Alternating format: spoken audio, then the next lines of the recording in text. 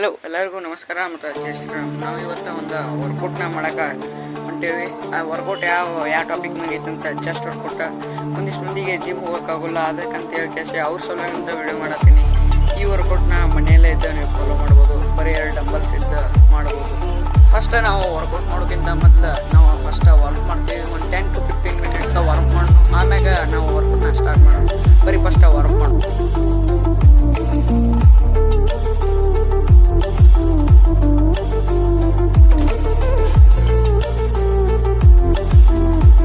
ಈಗ ವರ್ಕೌಟ್ನ ನಾವು ಕಂಪ್ಲೀಟ್ ಮಾಡಿವಿ. ಈಗ ನೆಕ್ಸ್ಟ್ ವರ್ಕೌಟ್ ಕಡೆ ಹೋಗ್ಬರಿ. ಈಗ ನೋಡ್ರಿ, ಇದು ಇಂಕ್ಲೈನ್ ಬೆಂಚ್. ಈ ಟೈಪ್ನ ನಾನು ಮನ್ಯಾಗ ಇದ್ದಷ್ಟು ಜುಗಾಡ್ ಮಾಡಿ ಟೆಸ್ಟ್ ಮಾಡೀನಿ. ಈ ಇಂಕ್ಲೈನ್ ಬೆಂಚ್ ನೀವು ಈ ಟೈಪ್ ಒಂದು ಇಂಕ್ಲೈನ್ ಬೆಂಚ್ ಮಾಡಿರಿ. ಫಸ್ಟ್ ಈಗ ಬೆಂಚ್ ರೆಡಿ. ಈ ಟೈಪ್ ಡಂಬಲ್ಸ್ ತಗೋಬೇಕು. ಅದಾಗ ನಿಮ್ಮ ಅಕಾರ್ಡಿಂಗ್, ನಿಮ್ಮ ವೇಟ್ ಅಕಾರ್ಡಿಂಗ್ ನೀವು ಡಂಬಲ್ಸ್ ತಗೋರಿ.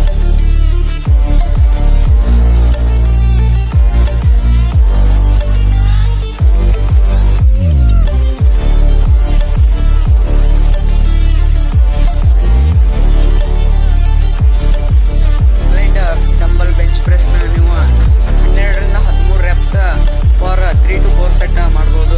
ಇದಾಗ ನಾನು ನೆಕ್ಸ್ಟ್ ಫ್ಲ್ಯಾಟ್ ಬೆಂಚ್ ಕಡೆ ಹೋಗ್ಬರ್ರಿ. ಅದನ್ನು ಸೇಮ್ ರೆಪಿಟೇಷನ್, ಸೇಮ್ ಸೆಟ್ಸ್ ಮ್ಯಾಗ ಹೊಡಿಬೇಕು. ಇದು ಫ್ಲ್ಯಾಟ್ ಬೆಂಚ್ನ ಸೆಟ್ ಮಾಡೀನಿ. ಆಮ್ಯಾಗ ಡಂಬಲ್ಸ್ ಸೇಮ್ ವೇಟ್ ಮತ್ತು ರೆಪಿಟೇಷನ್ ಸೆಟ್ಸ್ ಎರಡು ಸೇಮ್ ಇರ್ತೈತಿ. ಈಗ ಪರ್ಫಾರ್ಮ್ ಮಾಡೋಗ್ಬರ್ರಿ.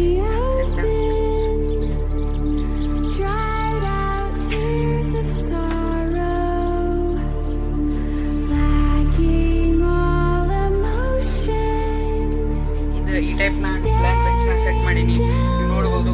ಈಗ ಪರ್ಫಾರ್ಮ್ ಮಾಡೋಕೆ ಬರ್ರಿ. ಇದು ಸೇಮ್ ಸೆಟ್ ಆ್ಯಂಡ್ ಸೇಮ್ ರೆಪಿಟೇಷನ್ಯಾಗ ಹೊಡಿಬೇಕು.